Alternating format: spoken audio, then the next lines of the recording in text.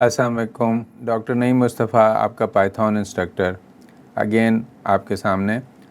हमने data science start किया था, फिर डाटा साइंस के कुछ फंक्शंस वगैरह देखने के बाद हमने मैटप्लॉट लाइब्रेरी को एक्सप्लोर करना शुरू किया हुआ लास्ट 1-2 लेक्चर से, जिसमें हमने कहा कि डाटा को, क्योंकि डाटा साइंस में और डाटा एनालिसिस में बहुत ज़्यादा विजुअलाइजेशन और प्लॉटिंग भी बहुत इंपॉर्टेंट होती है, जिससे हमें ट्रेंड्स का पता चलता है। तो हमने हर टाइप के, बहुत सी टाइप्स के हमने जो है charts, line chart, bar chart, scatter plot, histogram कैसे ड्रा करते हैं, वो मैंने अपने प्रीवियस 1-2 लेक्चर्स जो है, अगर आपने वो देखने हो तो उसमें बताया है। अभी हमने नेक्स्ट जो क्लास है हमारी आज की, उसमें मैंने सोचा है मूविंग विंडो, ये भी मैटप्लॉट लाइब्रेरी का फंक्शन है। एनिमेशन इसमें होती है, मूविंग विंडो एनिमेशन। इसमें बहुत ज़्यादा एप्लीकेशंस हमारी उस वक्त होती हैं जैसे कोई स्टॉक एक्सचेंज है या कोई आपकी फॉरेक्स एक्सचेंज है, जिससे हमें डाटा आ रहा हो, या उसके अलावा भी कोई साइंटिफिक एप्लीकेशन का मतलब है ऐसा हो कि प्लॉट हो, कोई डाटा आ रहा है और आप चाहते हैं कि पुराना डाटा डिस्कार्ड होता रहे और नए डाटा साथ साथ प्लॉट होता रहे, तो उस वक्त हमें मूविंग विंडो और एनिमेशन कमांड्स वगैरह की इसकी ज़रूरत पड़ती है। तो उसको हमने अंडरस्टैंड करने के लिए रियल लाइफ में तो एक्चुअली हमें डाटा स्टॉक एक्सचेंज से या किसी पावर प्लांट से या किसी भी चीज़ से हमें कंटिन्यूसली डाटा मिल रहा होगा और हम जो करंट डाटा है उसको प्लॉट करते जाएंगे। लेकिन उस चीज़ को, एनिमेशन को जस्ट अंडरस्टैंड करने के लिए मैंने खुद इसमें डाटा को सिमुलेट किया है और मतलब उसे पावर पॉइंट से नमपे लाइब्रेरी से रैंडम नंबर से जनरेट कर लिया कुछ नंबर्स हमने। अच्छा, वो उसके लिए जो है हमारे पास टाइम सीरीज़ डाटा सेट हमने एक जनरेट किया है। एक हमने इसमें पांडा का डेट टाइम फंक्शन भी यूज़ किया है, जिसके साथ हम उसको टाइम स्टैम्प कर रहे हैं ताकि इंडेक्सिंग जो है जस्ट नंबर्स पे ना हो, टाइम के साथ या इस तरह हो जाए।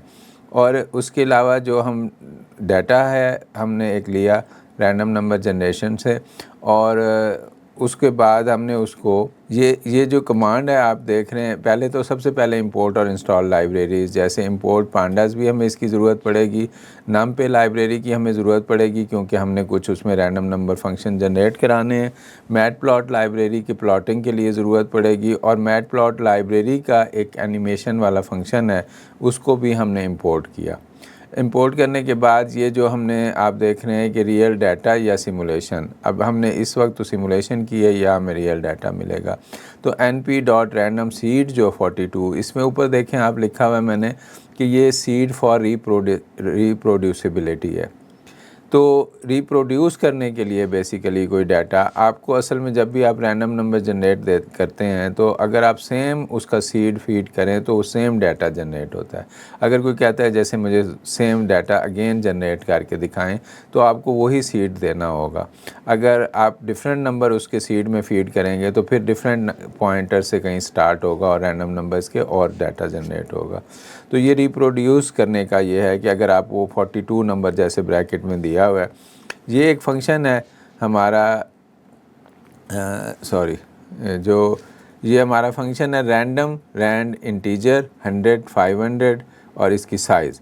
ये हमने रैंडम नंबर जनरेटर एनपी का जो नमपे का रैंडम नंबर जनरेटर फंक्शन है, उसमें बहुत सारी टाइप्स के हम रैंडम नंबर जनरेट कर सकते हैं, किसी टाइप ऑफ डिस्ट्रीब्यूशन के भी, जैसे नॉर्मल, स्टैंडर्ड नॉर्मल से, यूनिफॉर्म से, या किसी और पॉइसन डिस्ट्रीब्यूशन, सो ऑन, किसी भी डिस्ट्रीब्यूशन से। लेकिन ये जो फंक्शन है random.rand int, ये इंटीजर जनरेट करता है और यूनिफॉर्म डिस्ट्रीब्यूशन से, डिस्क्रीट यूनिफॉर्म डिस्ट्रीब्यूशन से रैंडम नंबर्स इंटीजर्स जनरेट करेगा, और ये उसकी इनिशियल वैल्यू और फाइनल वैल्यू है, और उसकी साइज़ हम चाह रहे हैं कि लेंथ डेट्स के इक्वल, क्योंकि हमने ऊपर एक डेट्स का डाटा फ्रेम डिफ़ाइन किया है, उसमें मैंने डेट रेंज दी है फर्स्ट 2000 जैसे 24 से 100 वैल्यूज़ लेना चाह रहा हूँ। तो या हम 1 मई से, जैसे 1 मई 2024 से मई, जून, जुलाई, 2-3 साल की, अगर हम 2-3 माह की 100 वैल्यूज़ हो जाएंगी, यानी 3 मंथ एंड 10 डेज़। तो हमने वो 100 वैल्यूज़ जनरेट कर ली डेट की, डेट एंड टाइम की। तो फिर हम चाह रहे हैं कि ये जो रैंडम डाटा है, अब सेल्स के नाम से अभी रियल डाटा नहीं है, तो मैंने ना सेल्स का एक रैंडम डाटा जनरेट किया, एक कस्टमर्स के नाम से रैंडम डाटा जनरेट किया, जिसमें मैं 20 से 100 कह रहा हूँ, इसको रेंज में वैल्यूज़ दे। और साइज़ सब का लेंथ, डेट्स की जो लेंथ है, यानी जितना उसका डाटा नंबर होंगे, नंबर ऑफ़ वैल्यूज़, उतनी ही इन सब की नंबर ऑफ़ वैल्यूज़ जनरेट करा रहे हैं। ट्रैफिक का डाटा है, एड स्पेंड के एडवर्टीज़मेंट पे कितना स्पेंड हो रहा है, तो ये सारे मैंने रैंडम नंबर से जनरेट किए हैं, सेम यूनिफॉर्म से जनरेट किए हैं। सब में इनिशियल फाइनल वैल्यू डिफरेंट दी है और लेंथ उनकी सबकी सेम रखी है। फिर एक डाटा फ्रेम क्रिएट की है और उसमें ये सारे जो फील्ड्स हमने डिफ़ाइन किए हैं रैंडम नंबर जनरेटर से, उसमें डाल के जनरेट कर लिया एक डाटा फ्रेम। और उसका जो ये कमांड है राइट साइड पे डाटा सेट इंडेक्स, वो हमने डेट जो हमने क्रिएट किया था डेट टाइम फंक्शन से पांडा के, उसका मैंने सेट इंडेक्स कर लिया इस डाटा फ्रेम का डेट को इंस्टेड ऑफ, ताकि वो डेट के वाइज अरेंज हो जाए। और इसी तरह फिर फर्दर ये कर रहा हूँ मैं कि जो इनिशियल डाटा जनरेट किया है 100 वैल्यूज़ का, उनकी मूविंग एवरेज वैल्यू से भी एवरेज कैलकुलेट कर रहे हैं। जो यूजुअली आप देखें कि ट्रेंड देख रहे होते हैं जब हम स्टॉक एक्सचेंज में कि वो अप जा रहा है या डाउन जा रहा है, तो वो उसने कुछ फ्यू प्रीवियस वैल्यू लेके उनका एवरेज कैलकुलेट करता है और वो पिछली वैल्यूज़ ड्रॉप कर देता है। नई वैल्यूज़ को हम नेक्स्ट, जैसे अब मैंने विंडो साइज़ 10 रखा है, तो ये एक्चुअली 10 वैल्यूज़ का मूविंग एवरेज कैलकुलेट करेगा। फिर ये जब नई वैल्यू आ जाएगी उसमें प्रीवियस वैल्यू को ड्रॉप कर देगा और नेक्स्ट 10 लेटेस्ट 10 वैल्यूज़ को लेके उनका एवरेज कैलकुलेट करेगा। और ईच टाइम हम चाह रहे हैं कि मूविंग एवरेज प्लॉट होता रहे। इसी तरह हम ये सब वेरिएबल्स के लिए हमने डिफ़ाइन करना है कि डाटा सेल्स का जैसे रोलिंग फंक्शन जो है ये बेसिकली मूविंग एवरेज कैलकुलेट करता है और इसमें जो आप विंडो साइज़ देते हैं उतनी लेटेस्ट वैल्यूज़ का रोलिंग करता है, यानी प्रीवियस वैल्यू को ड्रॉप करके लेटेस्ट वैल्यूज़ ले लेता है और डॉट मीन जो है वो उनका एवरेज लेगा। लेकिन ये जो EWM है ये एक एक्सपोनेंशियली वेटेड मूविंग एवरेज होता है, जिसमें आपकी करंट वैल्यू प्रीवियस वैल्यू और एक करंट वैल्यू का ये वेटेड एवरेज लेके मीन कैलकुलेट करता है। तो ये जो डिफरेंट हम इंडिकेटर्स देख रहे होते हैं उनमें मूविंग एवरेज होता है, तो उसको हमने प्लॉट करना है। ये प्रिंट डाटा कर रहे हैं, अब उसमें अपडेट, ये हमारे पास कुछ कमांड्स हैं। अब जो प्लॉट डॉट सब प्लॉट फिगर साइज़, ये हमने उसका साइज़ डिफ़ाइन कर दिया, एक्सिस को पहले क्लियर किया, फिर टाइटल सेट कर लिया कि टाइम सीरीज़ डाटा, ये उसका मेन टाइटल होगा जो ऊपर होगा विंडो के। और साइड पे जो है अब हम एक्सिस प्लॉट में हम सेल्स भी दे रहे हैं। एक्सिस प्लॉट में हम data moving average sales, expected moving, weighted moving average का, उनके डिफरेंट हमने कलर रखे हैं, सबको प्लॉट करेंगे। ब्लू है, ये कुछ ब्लू से हैं, बल्कि ये जो सेल्स के तीनों हैं, सेल्स का रियल डाटा, मूविंग एवरेज वाला डाटा और एक्सपेक्टेड वेटेड मूविंग एवरेज वाला, ये तीनों ब्लू से हमने प्लॉट किए हैं। उनके लाइन स्टाइल सिर्फ डिफरेंट किए हैं। इसी तरह दूसरे वेरिएबल्स के लिए हमने सब के लिए एक एक वो करके डिफ़ाइन कर देंगे सिमिलरली।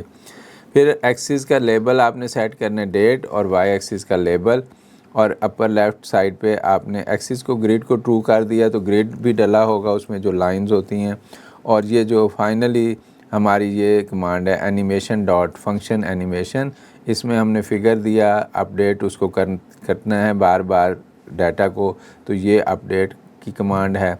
और फ्रेम्स लेंथ डाटा कि कितना आपने डाटा को प्लॉट करना है वो बताना है। रिपीट फॉल्स में ये जितना डाटा जब ख़त्म हो जाएगा तो ये रिपीट नहीं करेगा उसको।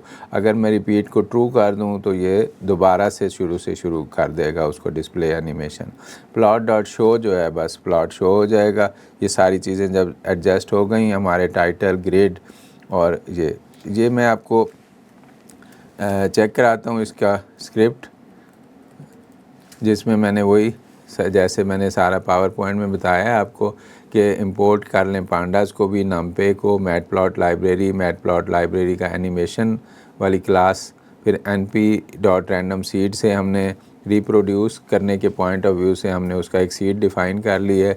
अगर आप चाहते हैं कि सेम वैल्यूज़ रिप्रोड्यूस ना हो तो हर दफ़ा रैंडम नंबर का ये सीड जो है 42 जो लिखा हुआ है इसको चेंज कर दें। डेट रेंज हमने क्रिएट किया, इस दफ़ा मैंने फर्स्ट में 2024 से ऑनवर्ड 100 वैल्यूज़ कहा है उसको, ठीक है। और फिर ये रैंडम नंबर जनरेट कर रहे हैं इंटीजर सबकी इनिशियल फाइनल वैल्यूज़ दी हुई हैं, लेंथ उनकी डेट टाइम के मुताबिक रखनी है। तो ये सेल्स का डाटा, कस्टमर का रैंडम नंबर जनरेट किया, ट्रैफिक का, एड स्पेंड का।